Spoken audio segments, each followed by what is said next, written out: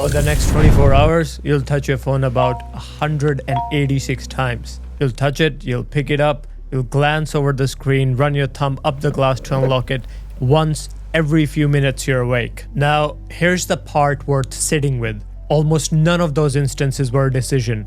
You didn't think I'd like to look at my phone now. Your hand was already moving. The screen was already lit before you knew, before you were aware that was happening. What's wild to me is that 20 years ago, this object didn't exist.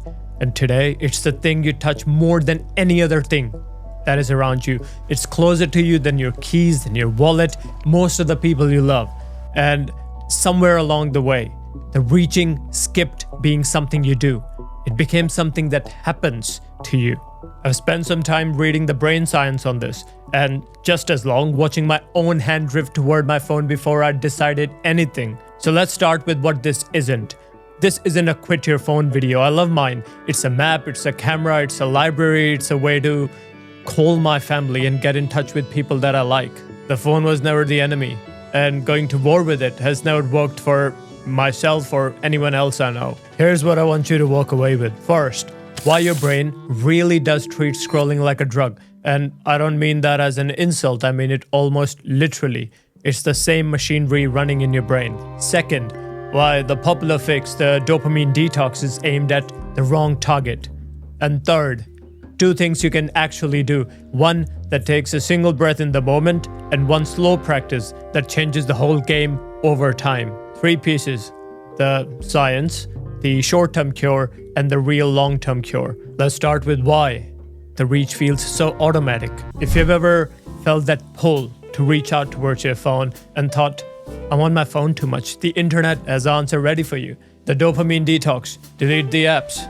Go underground for a weekend. Pour yourself back to factory settings and come out cleansed. And I get why it's everywhere. It feels logical, right? If the phone floods you with dopamine, cut out the dopamine entirely.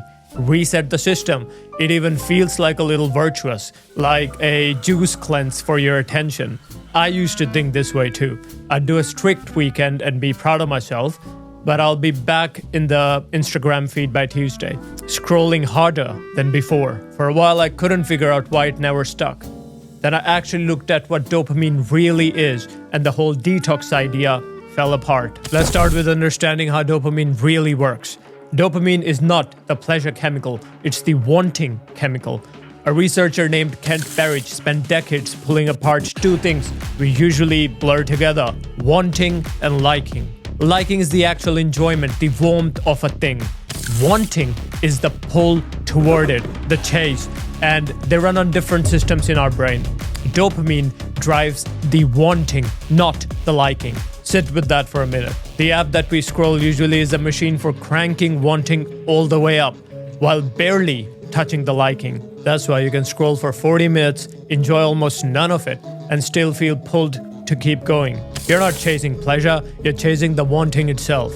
That hollow feeling at the end, that's the tell. That's wanting with the liking switched off. Now the second piece, and this is what makes it a slot machine. Your brain doesn't spike dopamine hardest when the reward lands. It spikes on the anticipation right before, and hardest of all when you can't predict what's coming. A reward that you can see coming gets boring fast. A reward that might be there, might not be there, that's the one that lights you up. The feed runs on exactly that. Every swipe might be nothing, or it might be the best thing that you've seen all week. You're not hooked on the videos or the reels, you're hooked on not knowing, the anticipation. The reach itself is the hit. And here's the mechanism that ties the knot, the one Andrew Huberman explains very well. Every time you spike dopamine, your baseline drops a little below where it started, and it takes time to climb back up. Do that once, no problem. Do it 186 times a day, and your baseline sinks and stays low, which means your ordinary life, which includes a walk in the park or a homemade meal, a slow afternoon, starts to feel flat and gray. Because your brain has recalibrated to a level of stimulation real life just can't match. So eventually you don't reach for the phone to feel good. You reach for it to feel normal. I've noticed a strikingly similar pattern in some of my friends who smoke cigarettes. They don't smoke to feel the euphoria or the head spin. They smoke to feel normal. So that little void you feel when you can't find your phone, that hum of something missing in your brain, that's your baseline crashed, asking to be topped up, craving a phone or a cigarette. So now you can see why a detox misses. You can't detox the one chemical that gets you out of the bed in the morning. The man who actually coined the phrase meant something far subtler, a way to step back from compulsive habits. The modern day internet flattened it into cut all your dopamine, which isn't possible and was never the point to begin with. I'll tell you the moment it landed for me personally. I was standing in my kitchen doing my coffee ritual, like every other morning. I had the kettle on and I was waiting for the water to boil. And I noticed I was already holding my phone. Already 2 or 3 videos deep. I had no memory of taking it out of my pocket. Nothing was wrong. I wasn't sad, I wasn't stressed. I wasn't feeling bored enough to even notice being bored. My hand was just on autopilot and it has just gone in my pocket and got it. The way you scratch an itch you didn't even know existed, even when you're asleep. That analogy hit hard. I wasn't fully awake, fully aware, and I wasn't enjoying it. And that was the part that got me. Not that I was on my phone, that I had not consciously decided or chosen to be on it. So if the answer isn't cutting dopamine, what is it? It comes down to one shift, and everything I'm about to give you is a version of it. The phone reaches for you. The idea is for you to reach first. 2 parts. The first is awareness, and it's smaller than you'd think. The next time your hand goes for the phone, ask yourself one question. Am I choosing this? Or is this autopilot? Am I opening it to do a real thing? Send the message, check the map, or am I just filling a gap? That's it. You don't even have to stop if you want to sit and scroll. Scroll. Just don't do it asleep. Do it awake. Awareness is the whole move because the autopilot can't survive being watched. The second part is for the long game, and it's the one that actually rewires things. Substitution. You have a limited amount of time, energy, attention. The wanting isn't going anywhere, so the question was never how to kill it, it's where to point it. Here's why those 2 moves go deeper than any detox. Start with awareness. Between the pull and the reach, there's a tiny gap, a half-second gap, where you get to decide. The entire design of these apps is to shrink that gap to 0. So the thumb moves before the mind shows up. All awareness does is pry that gap back open. And that gap is the whole ball game, because that's the exact spot where you skip being something that gets acted on and become someone who chooses. That half second is where freedom actually lives. Freedom of choice. Now the second part, substitution. And here's where the dopamine story turns hopeful. Not all dopamine is the spike and crash kind. The cheap sources, the scroll, the sugar, the quick hits, lift you fast and then drop you below where you started. But your brain has another setting. A hard run, cold water in the morning, a warm bath at night, a real conversation with someone you love, a walk outside in the nature, a few minutes of slow breathing, pranayama. These raise dopamine too, but slowly and sustainably.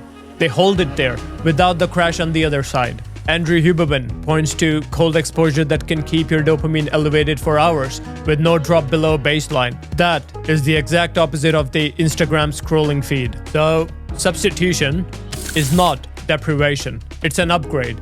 You're trading a hit that builds you afterward for one that pays you afterward. And the deepest part, according to me, isn't even the chemistry.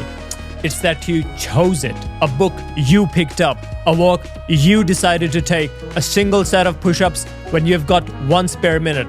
The activity matters less than the fact that you reached for it on purpose instead of being reached for. Do that once a day, deliberately, and your baseline starts climbing back. And the dullness lifts off your ordinary life. So here's how to use this, starting today. In the moment, ask yourself one question. When you feel your hand move, ask, did I choose this or did it choose me? No shame either way. Shame just sends you back to the phone for relief. Just notice. Half the time, just naming it. That's autopilot and not a conscious decision is enough to set the phone down. The other half, you scroll, but you scroll awake. You scroll with awareness. Either way, you just reopened the gap. Then give the wanting somewhere to go. Substitution. Preload one swap. A book left open on the table. Your shoes by the door. One person you can't text right now, so when you catch the reach, there's already a place to put it that isn't your Instagram feed. And finally, 1 rep a day, once a day, on purpose. Pick the harder, better thing over the easy hit. The walk in the nature over the scroll on the couch. The phone call over the comment section. 1 deliberate choice. That's the rep that rebuilds the floor. 1 question, 1 swap, 1 rep that you can start the next time your hand moves. In my first video on this YouTube channel, I talked about balance, about how a steady life isn't the one with no pleasure in it. It's the one where you are the one deciding. About balance being stability across duality. That's what all of this really is. What I keep landing on is that this was never really about dopamine or screen time or willpower. This isn't a dopamine problem, it's an ownership problem. Because here's the harsh truth. Most of us don't own our own days. We don't own our time, our objects own us. Our iPhone reaches out and we answer. The notification calls us and we arrive. And freedom, the real freedom, was never doing whatever you feel the pull to do. It's being the one who decides what to do with the pull. Your attention is the raw material your life gets built out of. And right now, a lot of very smart people are getting very rich farming it. Farming your attention. You're allowed to take it back. Not by throwing your phone in a lake, just by reaching first. If this changes how you see your own hand reaching out for your phone, even by a little, try the 1 question tomorrow and tell me what you noticed in the comment section below. Like and subscribe for more videos like this in the future. I'll catch you in the next one.